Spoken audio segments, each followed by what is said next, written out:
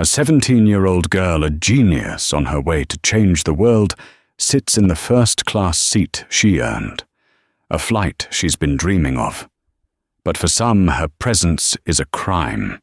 A bitter passenger, a dismissive flight attendant, and a hardened police officer converge on her seat, their prejudice a storm cloud in the pressurized cabin. They demand she move. They demand she surrender her dignity. They believe they have all the power. They have no idea she is about to make a single phone call that will not just empty her seat, but ground the entire 300-passenger airplane. This isn't just a story about a flight. It's about the moment power prejudice and a father's love collided at 30,000 feet, leaving a trail of ruined careers in its wake. The scent of premium leather and subtle clean air freshener was the first thing Zinnia Moreau noticed. It was a stark contrast to the chaotic energy of JFK's Terminal 4, a human river of frantic energy she had just navigated. Here in Seat 2A of Transcontinental Airways, Flight 88, a non-stop to San Francisco, the world was serene. The seat was less a seat and more a personal pod, a cocoon of beige upholstery and polished chrome that whispered of exclusivity. At 17, Zinnia was no stranger to air travel, but this was different. This was her first time flying solo in first class. It was a graduation gift from her father, Remington, but it was also a practical necessity. Tucked into the oversized carry-on at her feet was a prototype for a neural interface. She had designed a delicate piece of equipment worth more than the car she'd be learning to drive next year. The flight wasn't just a journey. It was the first leg of her future. In San Francisco, she was set to begin a 3-month fellowship at the prestigious Lycos Applied Sciences Incubator, a place where teenage prodigies were given millions in funding to turn their wildest ideas into reality. Zinnia was a creator, a builder. Her world was one of code circuits and the elegant logic of machine learning. She saw the world in systems and patterns, and the pattern she was currently observing was one of quiet efficiency. A flight attendant with a warm smile and a name tag that read Sarah had already offered her a pre-departure drink. She'd chosen sparkling water with a lime, and the low hum of the Boeing 777's auxiliary power was a soothing mantra. She pulled out her tablet not to watch a movie, but to review the final lines of her presentation code. Her fingers danced across the screen, her brow furrowed in concentration. She was in her element, a focused island of intellectual rigor in a sea of opulent calm. The delicate equilibrium was disturbed by a sharp, perfumed sigh. Zinnia looked up from her tablet to see a woman in her late 50s maneuvering a rigid, oversized handbag into the overhead bin above Seat 2B, directly across the aisle. The woman was impeccably dressed in a tailored cream-colored pantsuit, her blonde hair coiffed into a helmet of immovable perfection. Her face, however, was soured into a mask of faint disapproval as her eyes swept over Zinnia. It was a look Zinnia had seen before, a look that assessed her dark skin, her neatly braided hair, her simple but stylish hoodie and jeans, and concluded that they did not belong in this environment. The woman's gaze lingered for a fraction of a second too long, a silent audit that found Zinnia wanting. "Excuse me," the woman said, her voice crisp and carrying an unearned authority. She wasn't speaking to Zinnia, but to the air around her, as if summoning a subordinate. Kevin, a younger flight attendant with an anxious-to-please demeanor, hurried over. "Yes, ma'am, can I help you with that?" he offered, gesturing to the still open bin. "I can handle my own bag, thank you," she snapped, before lowering her voice to a conspiratorial yet clearly audible whisper. "I just want to be sure everything is in order in this cabin. There seems to be some confusion about the seating." She flicked her eyes pointedly toward Zinnia. Zinnia felt a familiar hot knot tighten in her stomach. She refused to look over. She kept her eyes fixed on her tablet, the lines of Python code suddenly seeming like a foreign language. She could feel the woman's stare, a physical weight on her shoulder. She told herself to ignore it. This woman, Brenda Schmidt, as she would soon learn her name, was just a random data point of unpleasantness in a world full of it. An anomaly in the system. Kevin, the flight attendant, glanced from Ms. Schmidt to Zinnia, his inexperience showing. He was a deer in the headlights, caught between a demanding passenger and a potential conflict he clearly didn't know how to handle. "All passengers have been boarded, according to their tickets, ma'am," he stammered. "Really?" Ms. Schmidt said, her voice dripping with skepticism. She finally settled into her seat, pulling her seatbelt tight with a series of sharp, angry tugs. "Because it's my understanding that first class is for paying customers, not guests, or people who've wandered into the wrong section." The insinuation was as thick and suffocating as the cabin air before the filtration system fully kicked in. Zinnia's fingers tightened on her tablet. She knew she had two options. She could shrink, make herself small and invisible, and pray the woman would lose interest. Or she could hold her ground. Her father's voice echoed in her mind, a memory from a conversation they'd had just last week. "You've earned your place at every table you sit at, Zinnia. Never let anyone make you feel you have to apologize for being there." She took a slow, deliberate breath, closed her tablet, and placed it in the seatback pocket. Then she turned her head and met Brenda Schmidt's icy gaze with a calm, steady one of her own. "Is there a problem?" Zinnia asked, her voice, even and clear, betraying none of the turmoil inside her. The directness of the question seemed to momentarily startle Miss Schmidt. She blinked, her pursed lips tightening further. "I was just expressing a concern about airline security and seating integrity," she deflected, wrapping her prejudice in the sterile language of corporate policy. One can't be too careful these days. Before Zinnia could respond, Sarah, the senior flight attendant, arrived. Her presence was a balm of professionalism. She had overheard the exchange from the galley. "Ms. Schmidt, is everything all right with your seat?" Sarah asked, her tone polite but firm, subtly reclaiming control of the situation from Kevin. "My seat is fine," Brenda replied, gesturing with a flick of her wrist towards Zinnia. "I'm just not convinced hers is." Sarah turned to Zinnia, a hint of apology in her eyes. "Miss May, I see your boarding pass for a moment, just to clear this up for the other passenger." The knot in Zinnia's stomach tightened into a painful fist. It was humiliating. She was being audited publicly because this woman had decided she didn't look the part. But she also understood Sarah was trying to de-escalate.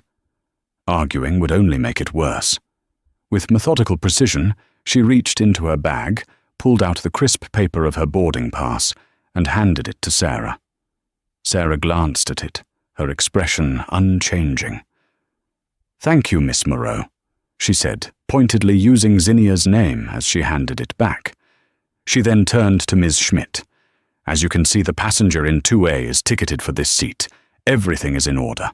We will be closing the cabin door for departure in just a few moments." Sarah's words were final. She gave Ms. Schmidt a smile that didn't quite reach her eyes and retreated towards the front of the cabin. For a moment, there was silence. Zinnia felt a small wave of relief. It was over. She was wrong. For people like Brenda Schmidt, it was never over. She had been publicly contradicted, and her sense of superiority was wounded. She pulled out her phone, her thumbs tapping furiously across the screen. Zinnia tried once more to retreat into her own world, pulling out noise-cancelling headphones. But as she did, she heard Ms. Schmidt's voice, now low and venomous, speaking into her phone. "Yes, I'm on the flight. No, it's a mess. There's a person up here who is being very aggressive and confrontational. The flight attendants aren't doing anything. Frankly, I don't feel safe." Zinnia's blood ran cold. The script had been flipped. The accusation had escalated from, "You don't belong here," to "You are a threat." Brenda Schmidt wasn't just a racist. She was weaponizing it, turning a quiet teenager into an aggressive threat in the post-9/11 lexicon of air travel. The system wasn't just experiencing an anomaly. It was being deliberately corrupted. And Zinnia was the target. The lie hung in the air, a poisonous vapor. Zinnia could feel the atmosphere in the cabin shift. A few nearby passengers who had overheard Ms. Schmidt's phone call now cast nervous, furtive glances in her direction. She was no longer just a young woman in first class. She was now the subject of a security concern, a potential problem. The presumption of her innocence had been stolen in a single malicious sentence. Zinnia removed her headphones, the silence of the cabin now more deafening than any music. She looked to Sarah, who was busy with pre-flight checks near the cockpit door, seemingly unaware of this new escalation.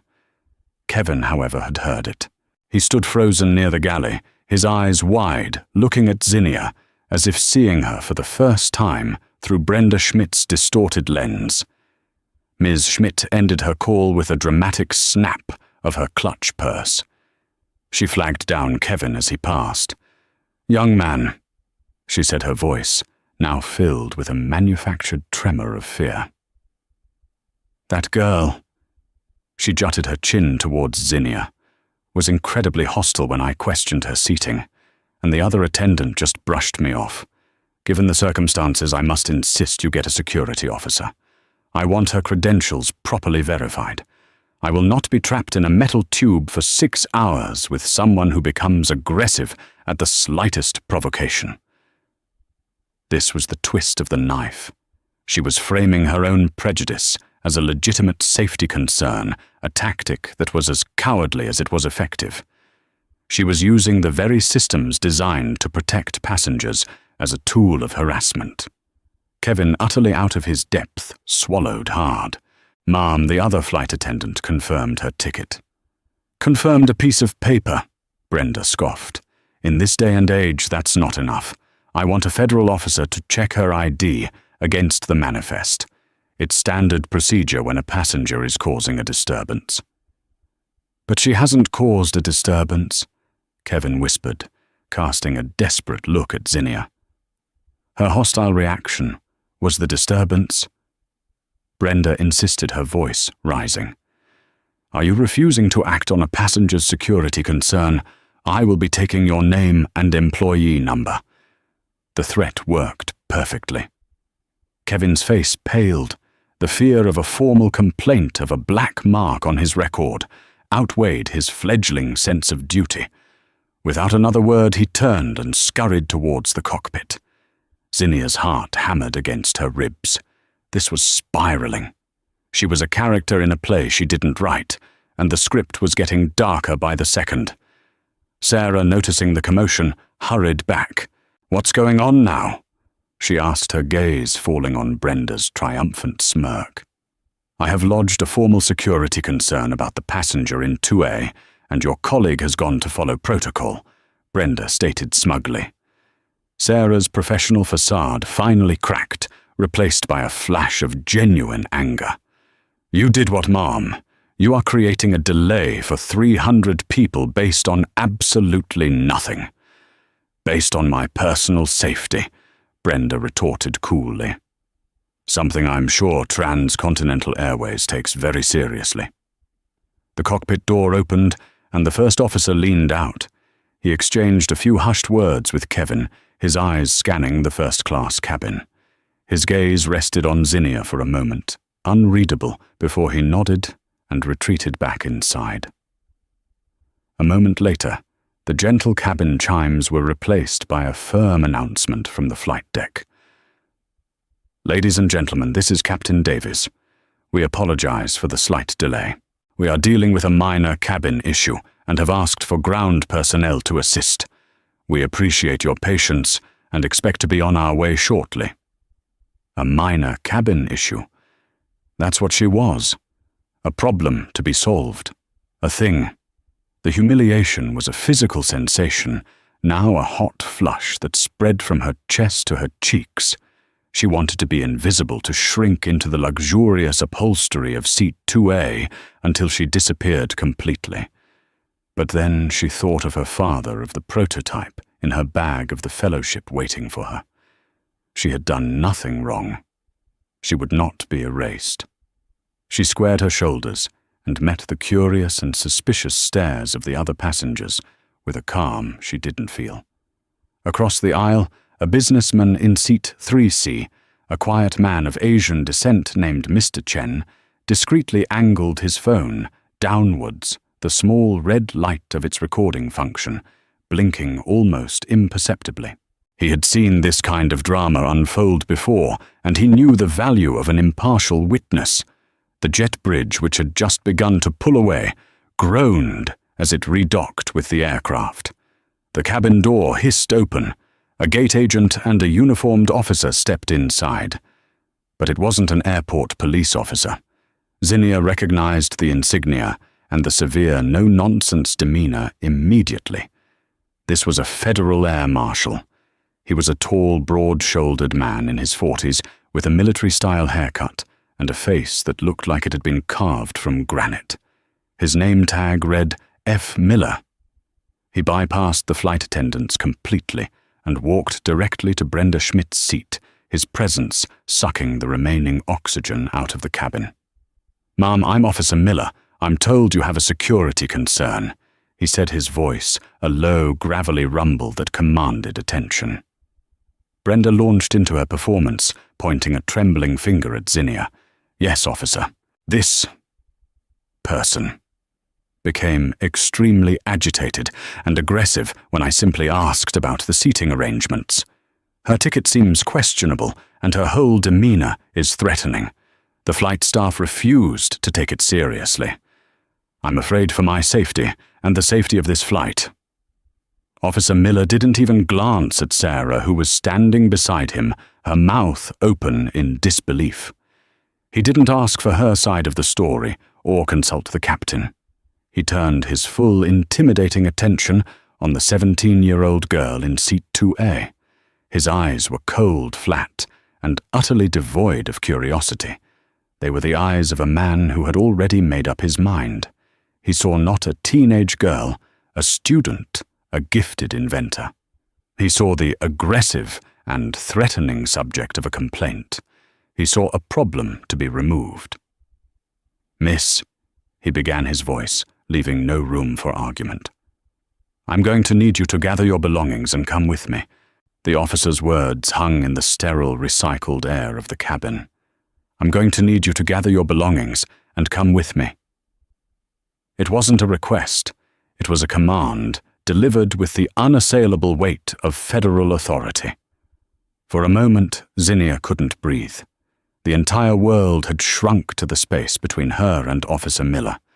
The faces of the other passengers blurred into a gallery of muted curiosity and discomfort. All the systems she believed in, logic, reason, fairness, were failing spectacularly.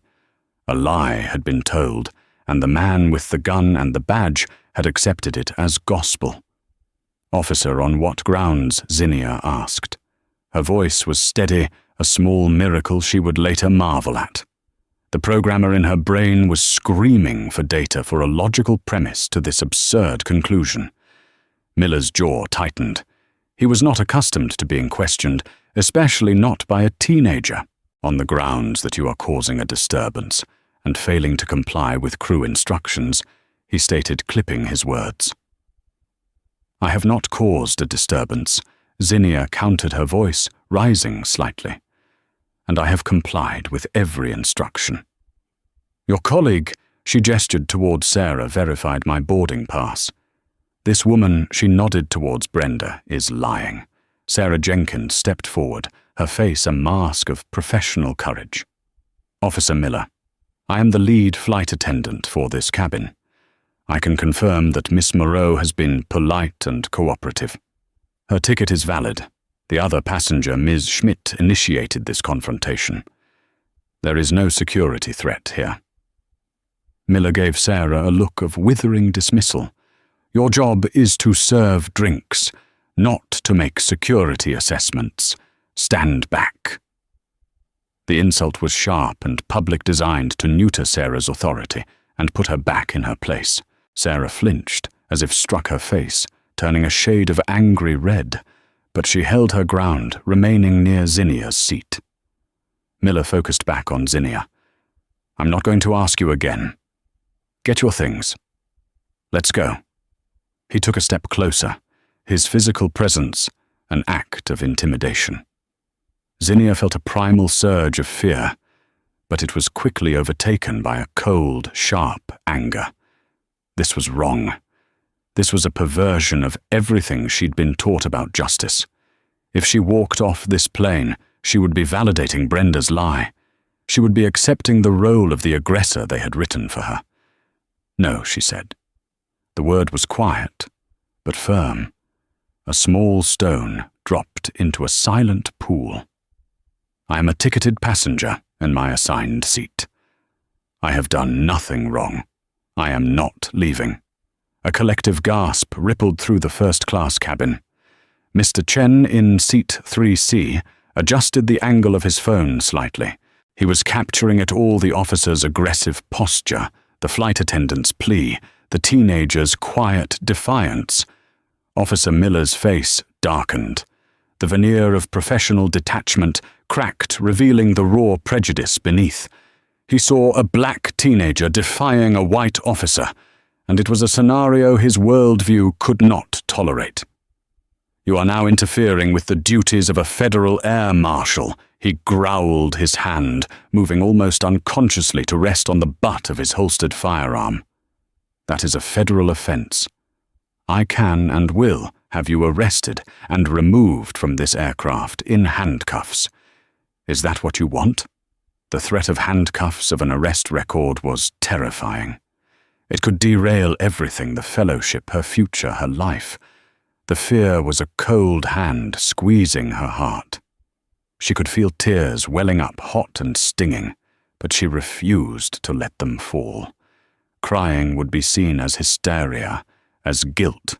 You can't arrest me for sitting in a seat I paid for, she said, her voice trembling but unbroken. I have rights. Your rights end when you become a threat to my flight, Miller retorted, his voice booming through the cabin. And right now, you are the threat. Brenda Schmidt watched from her seat, a sickeningly self-satisfied smirk playing on her lips. This was exactly what she had wanted. The validation of her prejudice, the exercise of her privilege, the public humiliation of the girl who didn't belong. She had successfully manipulated the system, bending its power to serve her own petty bigotry. The pilot, Captain Davies, emerged from the cockpit, his face grim. He was a man in his late 50s, with a calm, authoritative air, but the situation in his first-class cabin was now spiraling beyond the scope of a simple passenger dispute. Officer, what's the issue here? Davies asked, his voice a low baritone that cut through the tension. The issue, Captain Horn, Miller said, not bothering to turn around fully, is that this passenger is being disruptive and refusing to deplane. She needs to be removed before we can take off. Captain Davies looked at Zinnia, then at Sarah, who shook her head, almost imperceptibly, a silent signal that Miller's account was false. The captain was now in an impossible position. The flight was already delayed. He had a federal officer on his aircraft declaring a passenger a threat, but his most experienced flight attendant was telling him a different story. The ultimate authority on the plane was his, but to overrule a federal air marshal was a career-risking move. He looked at Zinnia, his expression one of weary pragmatism. Miss, he said, his tone softer than Miller's but no less final, we have to get this flight in the air. We can sort this out on the ground. For the good of everyone on board, I am asking you to cooperate with the officer. It was a betrayal from the last person she thought would fold. The captain wasn't siding with the lie, but he was choosing the path of least resistance. He was choosing to sacrifice her dignity for the sake of an on-time departure. The knot of fear and anger in Zinnia's chest coalesced into a single point of clarity. They had taken away her voice. They had ignored her proof. They had rejected the testimony of the crew. They had left her with nothing. Almost nothing. "Okay," she said, her voice suddenly calm. The sudden acquiescence surprised Miller and the captain. "I will cooperate, but the law says I am entitled to one phone call. I'd like to make it now, before I go anywhere." Miller scoffed.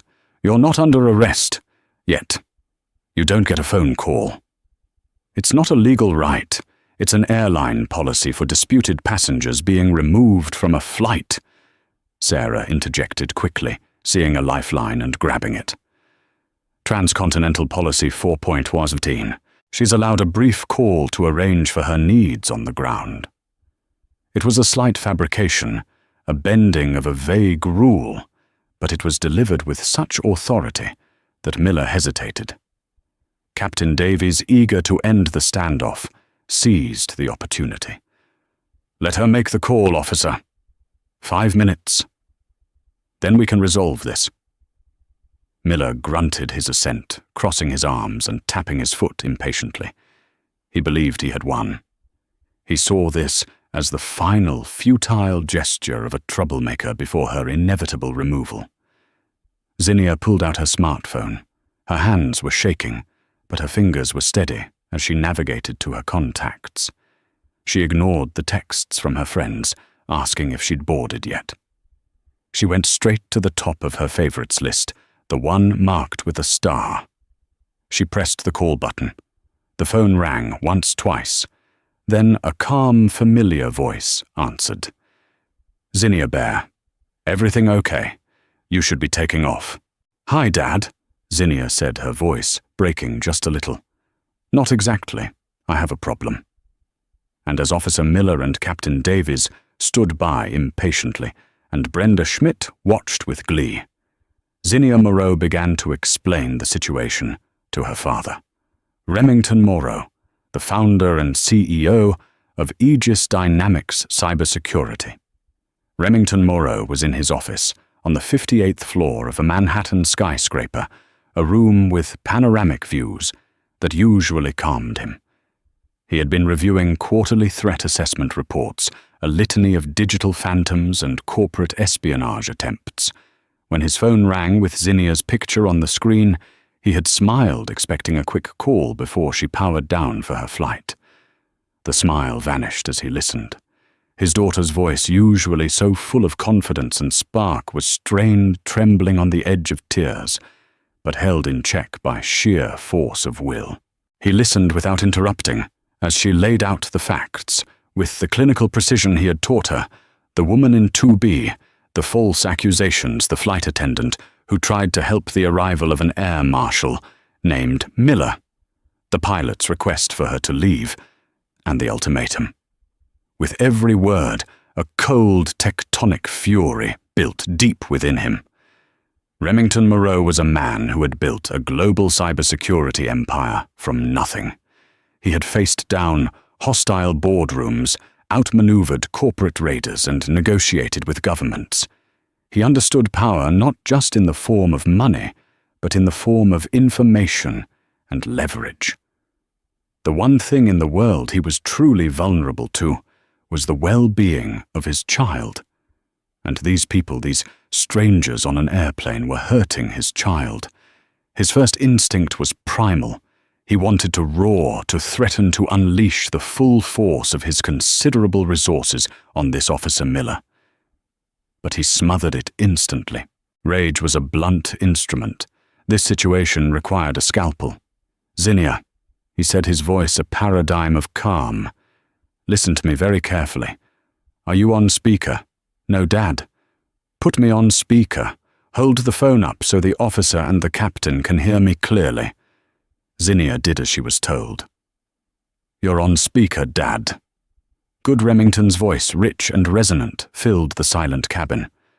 "My name is Remington Moreau. I am Zinnia's father. To whom am I speaking? Officer Miller, annoyed by the delay, stepped forward. This is Federal Air Marshal Frank Miller.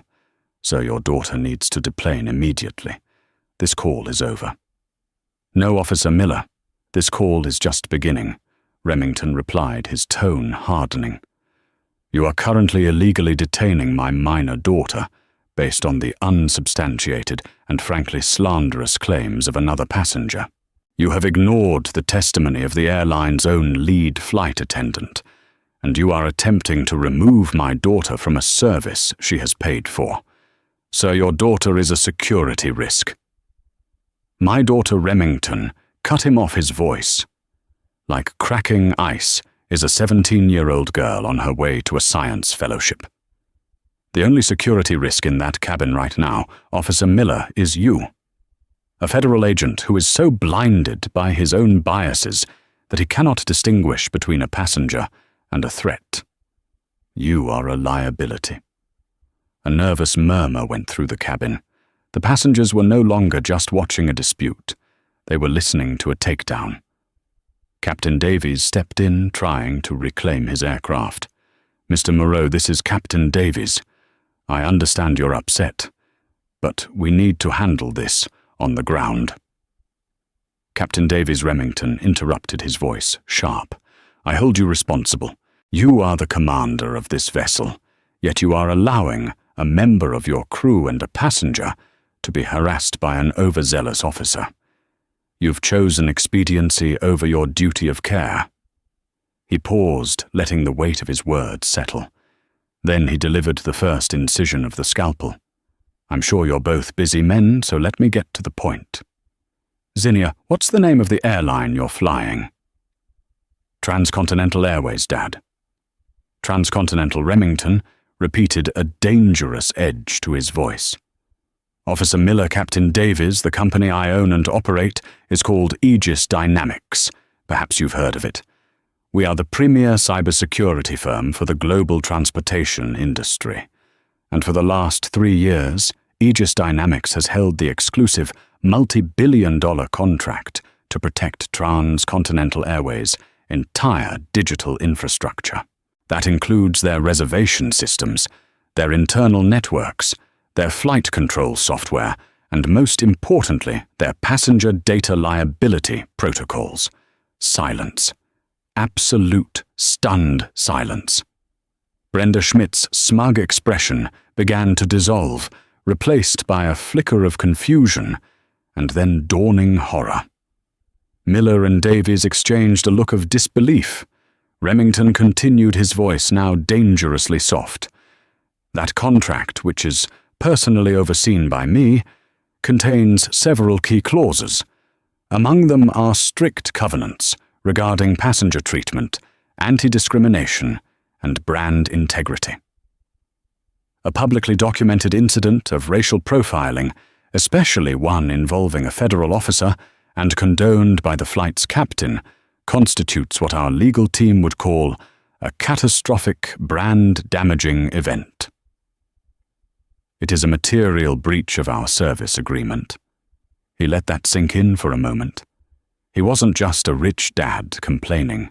He was the man who held the keys to their kingdom, and he was explaining in precise legal and financial terms how they had just violated the terms of their partnership. So here is what is going to happen. Remington stated, his voice devoid of any emotion except for absolute certainty. You are not going to lay a hand on my daughter. You are not going to speak another word to her.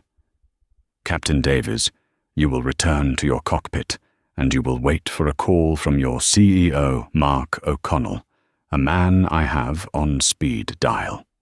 Officer Miller, you will stand down and await instructions from your superiors at the TSA, who will also be hearing from Mr. O'Connell and then from my general counsel. My daughter will remain in her seat. This aircraft will not be going anywhere until this is resolved to my satisfaction. He took a breath. Zinnia, sweetie, is that all clear? Yes, Dad. Zinnia whispered, a single tear of relief finally tracing a path down her cheek. Good. Stay on the line. I'm making another call now." Zinnia held the phone, the speaker still on. The silence in the cabin was broken only by the faint hum of the ventilation. Officer Miller stood frozen, his face pale, his mask of authority shattered. Captain Davies looked like he had seen a ghost. Brenda Schmidt had shrunk into her seat, her face ashen, trying to become invisible. The entire power dynamic on the aircraft had just been inverted by a single phone call. The system of prejudice had collided with a system of immense and now deeply personal corporate power, and the system of prejudice was about to be obliterated. The second call was brutally efficient. Zinnia and everyone in the first-class cabin could hear the faint, tinny ringing from her phone's speaker, followed by an alert professional voice. "Mark O'Connell." "Mark, it's Remington Moreau." Remington's voice was back to its calm boardroom tone, but it was underlined with steel. "Remington, to what do I owe the pleasure?" "I trust our Q3 projections are looking solid." O'Connell's voice was jovial, the sound of a man who believed he was talking to a valued business partner. "We have a problem, Mark. A 5-alarm fire. I'm on the phone with my 17-year-old daughter Zinnia. She's currently in seat 2A on your Flight 88 from JFK to SFO, and she's being threatened with arrest by a federal air marshal while your captain stands by and watches." There was a moment of dead air on the other end. The joviality vanished, replaced by a sharp intake of breath. "What, Remington, that's impossible. There must be a mistake." "The only mistake, Mark," Remington said coolly, "will be yours if you don't handle this in the next 90 seconds. My daughter has been racially profiled by another passenger. Your crew failed to de-escalate, and a federal officer is now threatening to put her in handcuffs because she refused to be illegally removed from her seat. I have this entire interaction on an open line. It is being recorded." Zinnia glanced at Mr. Chen, who gave her a subtle affirmative nod, his own phone still discreetly pointed forward. "The officer's name is Frank Miller. The captain is a Mr. Davies." Remington continued his words like hammer blows. "Mark, as per Section 12, subsection B of our agreement, I am officially flagging this incident as a critical security and liability failure. An agent of the federal government is acting in an unstable and biased manner on your aircraft. I no longer have confidence in the security of that plane. Furthermore, my daughter, a minor, is in a state of extreme distress due to the actions of your employees and this officer. This is a clear violation of your duty of care. Remington, please." O'Connell's voice was strained, panicked. "Let me get my head of operations on this. We'll sort it out. We'll apologize to your daughter. We'll offer compensation." "We're past apologies, Mark. We're in the realm of consequences," Remington said, his voice dropping. "Here is my demand. The flight is not to take off. My daughter is not to be moved or spoken to any further. You will have your senior-most executive at JFK meet her at the gate with a full security detail to escort her to a private lounge.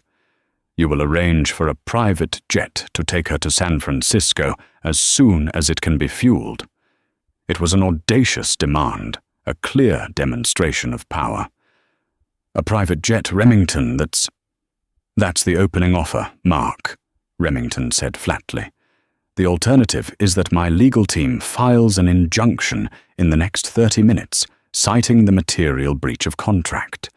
We will suspend all Aegis services to Transcontinental, pending a full federal investigation. Think about what happens to your airline tomorrow morning, when the markets open and news breaks that your cybersecurity provider, the best in the world, has declared your entire system a liability. Your stock will be in freefall by 9:31 a.m. Your choice." It was checkmate. The CEO of Transcontinental Airways was being presented with two options: an astronomically expensive and embarrassing concession to one passenger, or the complete implosion of his company's public and financial standing. The silence on the line stretched for what felt like an eternity. Officer Miller was sweating now, beads of moisture visible on his forehead. Captain Davies had his eyes closed, as if trying to will himself away from the career-ending disaster unfolding in his cabin. Finally, O'Connell's voice came back defeated. "I understand. Consider it done, Remington. I'll make the calls myself right now. My deepest, most sincere apologies to Zinnia. Don't apologize to me, Mark. Apologize to my daughter. And more importantly, fix your company." Remington said, then disconnected the call. Zinnia's phone returned to her conversation with her father. "Dad," she whispered, overwhelmed. "It's okay now, Zinnia Bear. It's over.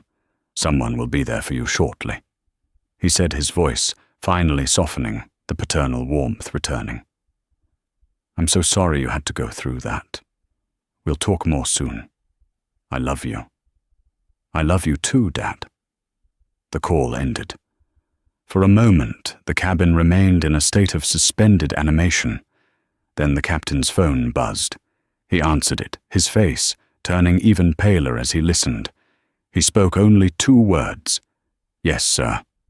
He hung up and turned to face the first-class cabin, his expression grim. He looked at Officer Miller, then at Brenda Schmidt, with a gaze of pure, unadulterated fury. Then he turned to the intercom, his hand shaking slightly as he pressed the button. "Ladies and gentlemen, this is your captain speaking." His voice was strained heavy with a new, shocking weight. Due to an unforeseen and non-negotiable security concern that requires a full review of our operating protocols, Transcontinental Flight 88 has been cancelled." A wave of groans and angry shouts erupted from the back of the plane. Cancelled. A full flight doors closed, ready for pushback, was being cancelled. The absurdity of it was lost on the disgruntled passengers in economy and business class. "We ask that you please remain seated until the jet bridge is reattached." The captain continued, his voice cracking. "Ground staff will be in the terminal to assist you with rebooking. We apologize for the extreme inconvenience."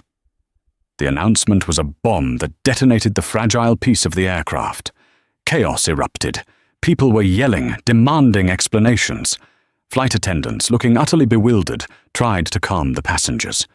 But in the first-class cabin, there was a different kind of chaos. It was the quiet, devastating chaos of lives and careers imploding in real time. Officer Miller, the immovable object of authority just minutes before, looked lost. He fumbled for his phone, his hands trembling too much to unlock it. Brenda Schmidt was hyperventilating, her face a mask of pure terror. She had poked a bear only to discover it was a dragon. Her petty act of malice had grounded a 300-person intercontinental flight. She was no longer a victim. She was the cause of a multi-million-dollar incident. Amidst the pandemonium, Zinnia Moreau sat quietly in seat 2A. She watched the fallout, the shockwaves of her father's call spreading through the metal tube. She didn't feel triumphant. She didn't feel vindictive. She just felt tired. And for the first time since this whole nightmare began, she felt safe. The jet bridge thumped against the fuselage, the sound of a rescue she never should have needed. The deplaning process was a study in contrasts. For the passengers in economy and business, it was a chaotic, infuriating ordeal. They shuffled off the plane into the terminal, grumbling about missed connections and ruined plans to be met by overwhelmed gate agents offering hotel vouchers and rebooking options. They were the collateral damage, unaware of the specific drama that had scuttled their journey. For the first-class cabin, it was a slow, deliberate extraction. Airline officials led by a stone-faced woman in a sharp suit, the JFK station manager Helen Croft, boarded the aircraft before anyone was allowed to leave. Her eyes immediately found Zinnia.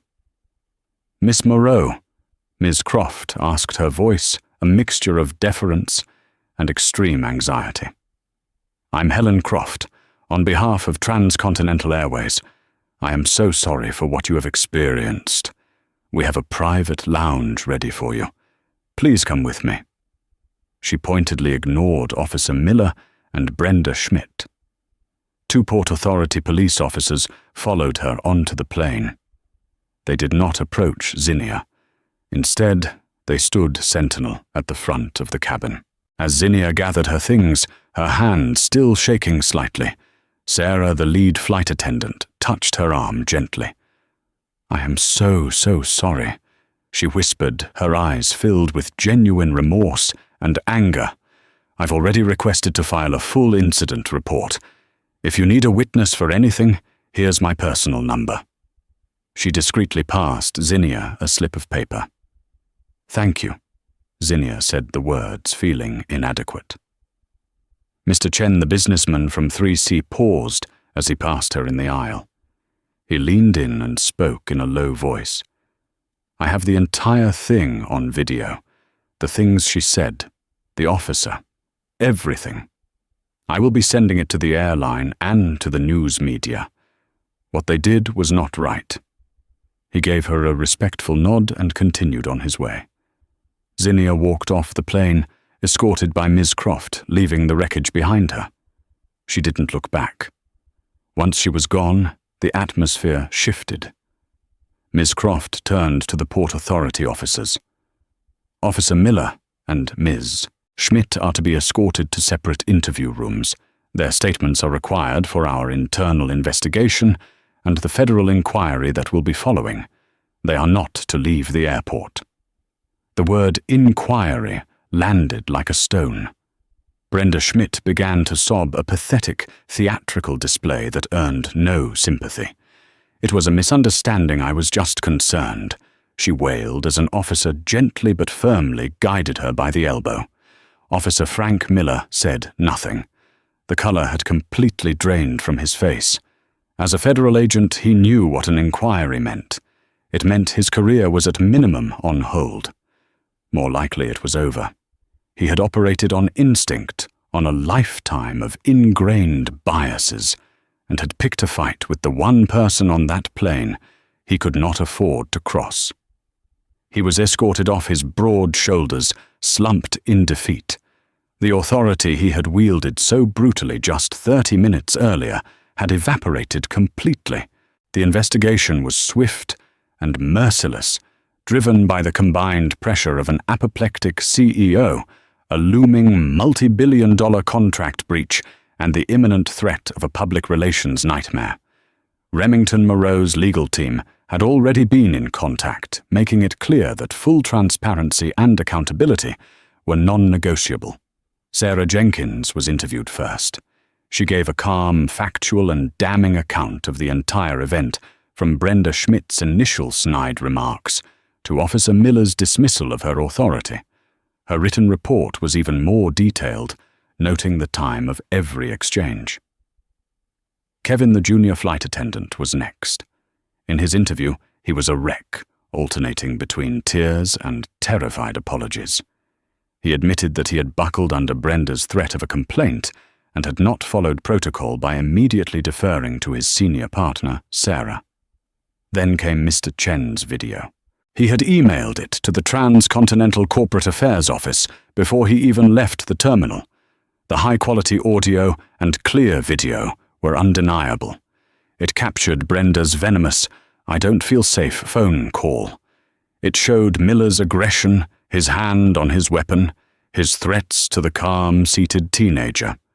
It showed Sarah's attempts to de-escalate and Miller's sexist, dismissive retort. The video was the nail in the coffin, a perfect, unblinking record of the prejudice and abuse of power that had taken place. Brenda Schmidt's interview was a disaster. She tried to play the victim, portraying Zinnia as sullen and unresponsive, and herself as a concerned citizen. But when confronted with Mr. Chen's video, her story crumbled. Her lies were laid bare, her manufactured fear exposed as petty vindictive racism. She became belligerent, then tearful, then silent. Officer Miller's interview was conducted by a grim-faced superior from the Air Marshal Service, who had been flown in from Moreau, D.C. that same evening. Miller attempted to hide behind procedure and jargon. He claimed he had assessed a credible threat based on a passenger report. But the video contradicted him at every turn. It showed he had made no attempt to verify the claim, had ignored the flight crew, and had escalated the situation with his own hostility. His defense was paper-thin, and his superior knew it. At the end of the interview, Miller was forced to surrender his badge and service weapon, pending the outcome of the formal inquiry. He was officially suspended. While the gears of corporate and federal justice began to grind, Zinnia was being treated like royalty. She was in the airline's most exclusive private lounge, a quiet sanctuary of soft lighting and plush armchairs. A full meal had been provided, and a team of specialists had already arranged for her prototype to be hand-couriered to the Lycos facility in San Francisco. Within 2 hours she was escorted onto the tarmac, not to a commercial plane, but to a sleek private Gulfstream G650. As she settled into the plush leather seat, the sole passenger in an aircraft built for 16, she finally allowed herself to process the day's events. The whiplash was immense. She had gone from being treated like a criminal to being treated like a head of state, all because of who her father was. The thought was unsettling. She was grateful immensely so for her father's power to protect her. But a part of her felt a deep sense of injustice for all the people who faced similar situations without a CEO father on speed dial. What would have happened to her if she were just an ordinary girl?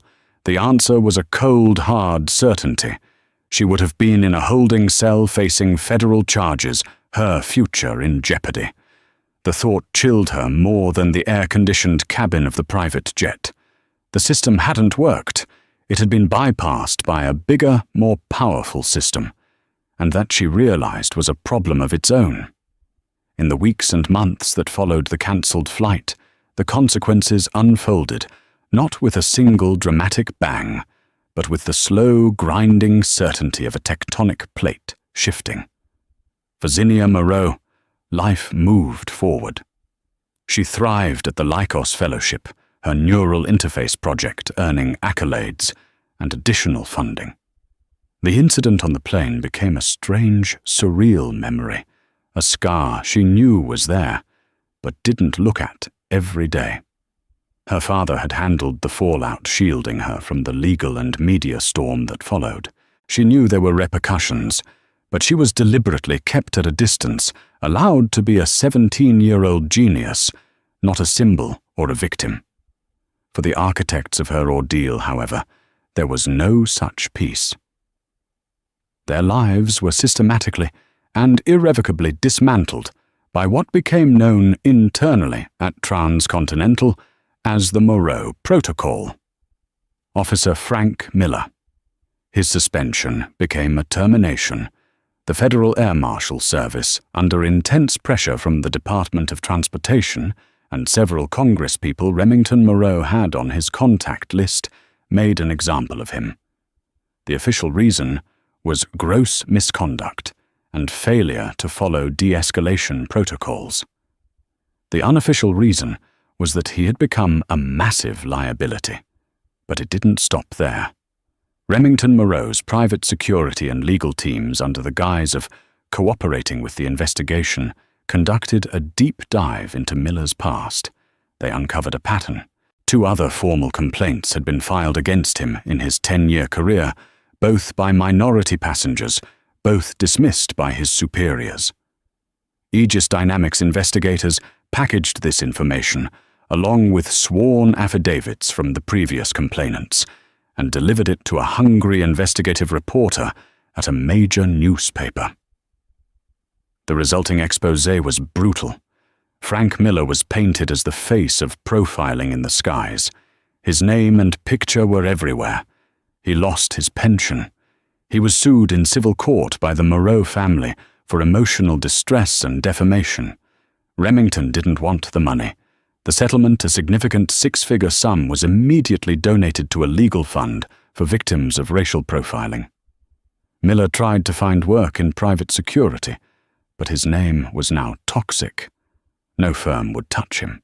The last anyone heard Frank Miller, the man who wielded federal authority with such arrogant certainty, was working as a night watchman at a self-storage facility in a desolate part of New Jersey, a bitter, forgotten man forever haunted by the ghost of Sit-Tue.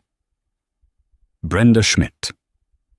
Her karma was just as relentless and perhaps more poetic. The video Mr. Chen took did not stay internal for long. A leaked copy found its way to a viral news aggregate, and from there it exploded across social media. She was quickly identified. The internet, in its ferocious and often cruel way, dubbed her first-class Karen. Her employer, a high-powered management consulting firm in Boston, where she was a senior partner, was inundated with calls and emails. The firm prided itself on its image of diversity and inclusion, a carefully curated brand that Brenda's actions had just set on fire. She was called into a meeting with the managing partners. They had seen the video. They had read the articles. They had seen their firm's name being dragged through the mud online. She tried to defend herself, but her arguments were hollow. She wasn't just a PR problem. She had demonstrated a profound lack of judgment and a character flaw that was incompatible with their corporate values. She was fired. Her severance package was the bare legal minimum. Her social life in the affluent Boston suburb where she lived disintegrated. Friends stopped returning her calls. She was asked to step down from the board of the local charity she chaired. The video of her sneering face was her digital ghost following her everywhere.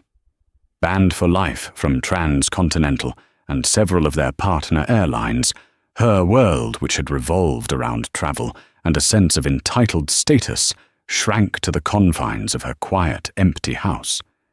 She had tried to eject a young woman from a world where she thought she didn't belong, and in the end had only succeeded in ejecting herself from her own.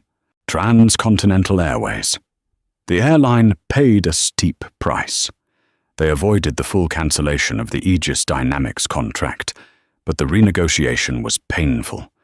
Remington Moreau, holding all the cards, insisted on new terms.